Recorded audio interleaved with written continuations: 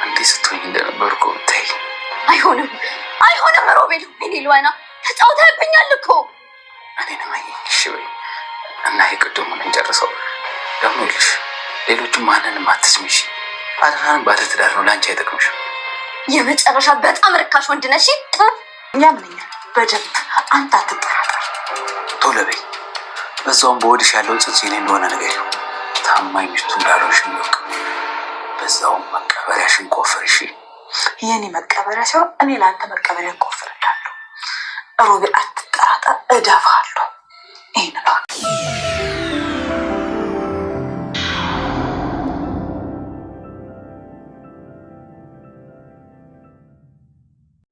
ራና ሮቤል ነገሮችን በድብቅ ስለሚጠቀሙ ሁለቱ ሚስጥረኛም ነበሩ። አቅርብ ጊዜ ወዲህ ግን ሁለታቸውም የተለያየ አቅጣጫዎችን መራመድ ጀምረዋል። የሮቤል ጉዳይ ተስፋ ያስቆረጠውም ይመስላል። እናቴ የሰጠችኝ አደራ እሱን ምንም ነገር እንዳላደርገውና ከጎኑ እንደሆን ነበር። አሁን ግን ነገሮቹ ከአቅሜ በላይ ሆነዋል በማለት አድናን በሮቤል ጉዳይ ተስፋ የቆረጠም ይመስላል። ባለቤቴን እያማገጠ ነው፣ የኔ የሆነውን ነገር ለመውሰድ እየጓጓና እየቸኮለም ይገኛል። ስለዚህ በወንድሜ ጉዳይ ተስፋ ቆርጫለሁ በማለት ሉሃና ያለውን ነገር እየነገራትም ነው። ሉሃናም የሆነውና የተፈጠረውን ነገር ብታቅም ግን ደግሞ ለሮቤል ማገዟን አላቆመችም። ምክንያቱም እህትሽን እኔ ያገናኝሻለሁ ስላላት በሱ ላይ ተስፋ ማድርጋለች። ሰላም ጤና ይስጥልኝ አድማጭ ተመልካች ቻናሌ ቤተሰቦች እንደምናላችሁልኝ በያላችሁበት ሰዓት አቆጣጠር ሰላማችሁ ብዝት ትርፍ ይበል እያልኩኝ ለኔ ቻናል አዲስ ከሆናችሁ ቪዲዮ ላይክ ቻናሌን ደግሞ ሰብስክራይብ በማድረግ አበረታቱኝ እያልኩኝ እስከ ቪዲዮ ፍጻሜ አብራችሁን ቆዩ። ሮቤል ለሴቶች ፍቅር ባይኖረውም ግን ደግሞ አድናን ይዟት ስላየ በቅናት እየተንጨረጨረም ነው። ይሄ የወንድሙ የሆነውን ነገር ለመቀማት የተዘጋጀው ሮቤል ታዲያ አሁንም አርፎ አልተኛም። ሜራን ከባለቤቱ እየወሰደና እየደበቀ እንዲሁም ወንድሙን የእንቅልፍ ክኒን እየሰጡ ካስተኙ በኋላ ከሷ ጋር ብዙ ቀናቶችን እየማገጡ ካሳለፉም በኋላ አሁን ሌላ ህይወት ሊጀምር ብሎ ሲያስብ ያችንም ለመውሰድ እየተዝገበገበ ነው።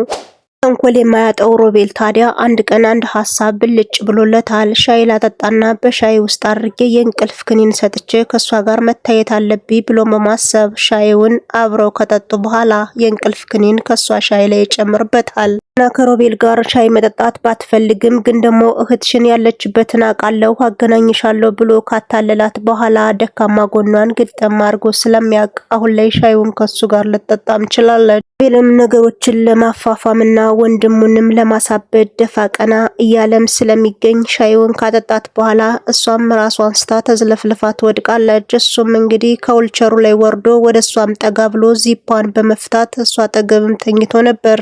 አድናን ውጭ ላይ ነበርና ሉሃናን ለማወያየት ወይም ደግሞ ለመጠየቅ ወደ ክላሷ ሲያመራ የተፈጠረውና የሆነውን ነገር አይቶ ዝም ማለት አልቻለም።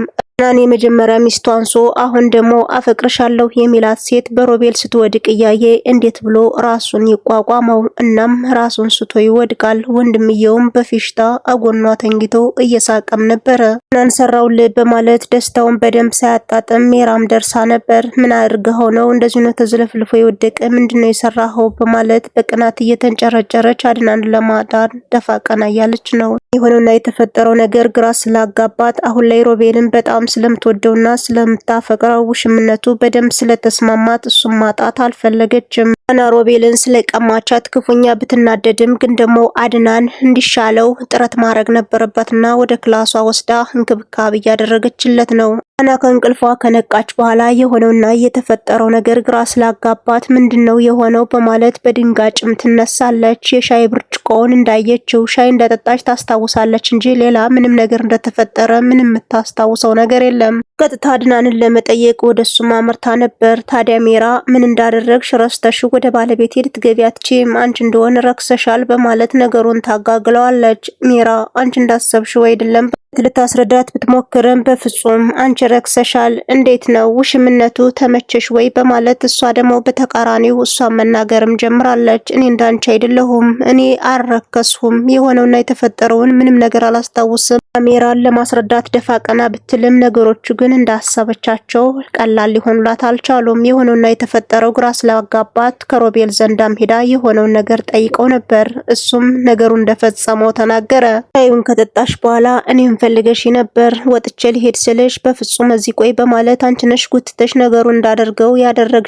በማለት ያለውን ነገር ሲነግራትም እሷ በነገሮቹ ግራ ተጋብታለች። እኔ ከማንም ጋር መጋደም ሴት አይደለሁም ትለውም አሁን ላይ ለኔ ፍቅረኛ እንጂ ለአድናን ልትሆኝ አትችይም፣ አድናንም ካየሽ በኋላ በአንቺ ተስፋ ቆርጧል በማለት ያለውን ነገር ውስብስብ ያደርግባታል። አድናን ራሱን ከሳተበት ከነቃ በኋላ የሆነውና የተፈጠረውን ነገር በደንብ አስታውሶ እየተናደደም ይገኛል። ከጎንህ ነኝ እያለችኝ እንዴት ታጭበረብረኛለች? ሴቶችን ማንንም አላምንም፣ ከዚህ በኋላ ሰው አያስፈልገኝም በማለት ሜራንም እንድትወጣለት ያስገድዳታል።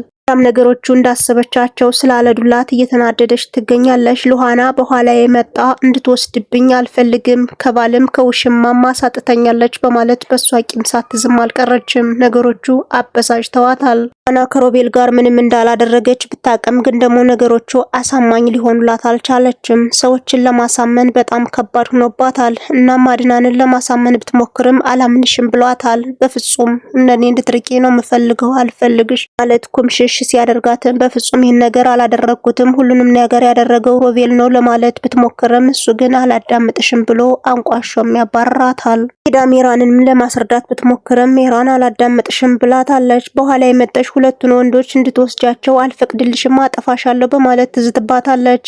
ነገሮቹ ተስፋ ያስቆርጧትም ትመስላለች። ክላሷ ውስጥም ቁጭ ብላ በነገሮቹ እያንሰላሰለችና እያሰበችም ትገኛለች።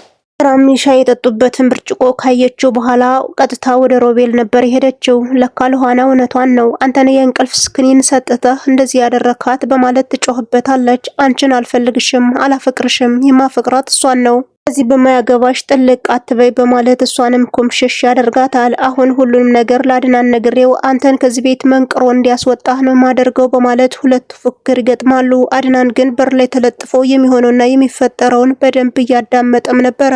አድናንም የተፈጠረውን ካዳመጠ በኋላ ሂዶ ሉሃናንም ይቅርታ ጠይቋታል። አንቺን ማዳመጥና መስማት ነበረብኝ፣ ነገሩ የሆነው እንግዲህ በእንቅልፍ ክኒን ነው በማለት ያለውን ነገር አስረድቶ እሷም ደስ ብሏታል። ስለተረዳኸኝ አመሰግናለሁ በማለት ሮቤል ስለ እህቴ ያውቃል፣ እናም እንደምንም አድርገህ አጣራልኝ በማለት እንዳደራም ሰጠዋለች። እንዴት በምን አወቅሽ? ከሱ ጋር መሆኗን እንደሚያውቅስ እንዴት ታውቂያለሽ? በማለትም ጠይቋት ነበር። ሁሉም ነገር ከሱ ክላስ ነው ያገኘሁት፣ የእህቴ መረጃ አለው፣ ስለዚህ አጣርተህ ጠይቀው ማለት ያለውን ነገር ትነግረዋለች። እንደምወድህና እንደማፈቅር ታውቃለህ፣ ግን ደግሞ በእህቴ ጉዳይ ድርድር አላቅምና እርዳታህን እሻለሁ በማለት ያለውን እውነት ግጥም አርጋ ነገረችው። እሱም በሀሳቧ ተስማምቷል። የኔ ፍቅር አንቺን ማዳመጥ ነበረብኝ፣ እባክሽን ይቅርታ አድርጊልኝ ብሏታል።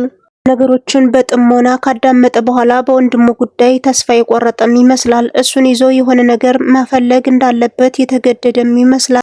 ሮቤልን አግቶ በመውሰድ አሁን የሳራን ጉዳይ ማጣራት አለብኝ ብሎ በማሰብ ወንድሙንም ለማገት ተገዷል። አድማጭ ተመልካች ቻናሌ ቤተሰቦች እስከ ቪዲዮ ፍጻሜ አብራችሁ ስለነበራችሁ ከልብ እያመሰገንሁኝ በሌላ ቪዲዮ እስከምንገናኝ መልካም ቀን ይሁንላችሁ።